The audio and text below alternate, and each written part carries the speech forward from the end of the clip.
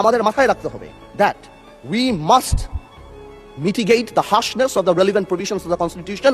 At the same time, we must uphold the spirit of July. এই balance আমাদেরকে করতে হবে। কিন্তু আপনারা তো আমাদেরকে লগর সেটে পাঠিয়ে দিচ্ছেন। আপনারা এখানে যারা বসা, আমার মাননীয় প্রধানমন্ত্রী কত বছর এক্সাইল, পাশে আমাদের মাননীয় এলজিআরডি মন্ত্রী কয়বার জেল খেটেছে, তার পাশে আমির খসরু সাহেব একসাথে জেলে ছিলাম, তার পাশে সালাউদ্দিন সাহেব কত বছর বিদেশে ছিল। এখানে আমরা যারা আছি আমরা সবাই জুলাই যোদ্ধা। আপনাদের বিরোধী দলীয় সম্মানিত মাননীয় আমাদের যে বিরোধী দলীয় নেতা, উনি ওনার ভাষায় এত সুন্দর করে আমাদেরকে রেকগনাইজ করেন, কিন্তু যখনই ফ্লোর আপনাদের হাতে চলে যায় আপনারা আমাকে অ্যাটাক করেন অ্যাজ ইফ আমরা জুলাইতে আমাদের কোনো কন্ট্রিবিউশনই নাই।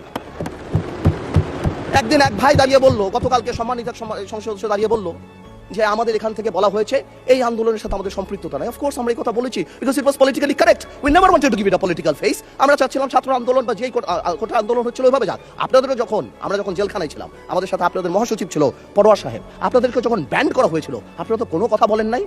কেন বলেন নাই? বিকজ আপনারা ওই ইস্যু ডাইভার্ট করতে চান নাই। We wanted the fascist government to go and they left. It was a plan. ওইটা লিটারালি আপনারা ধরে বলছেন কি আমরা নাকি আন্দোলনে নাই। শুনেন, আপনারা 6 বলে 12 রান করেছেন, কিন্তু এর আগের 300 রান আমরা সবাই মিলে করেছি।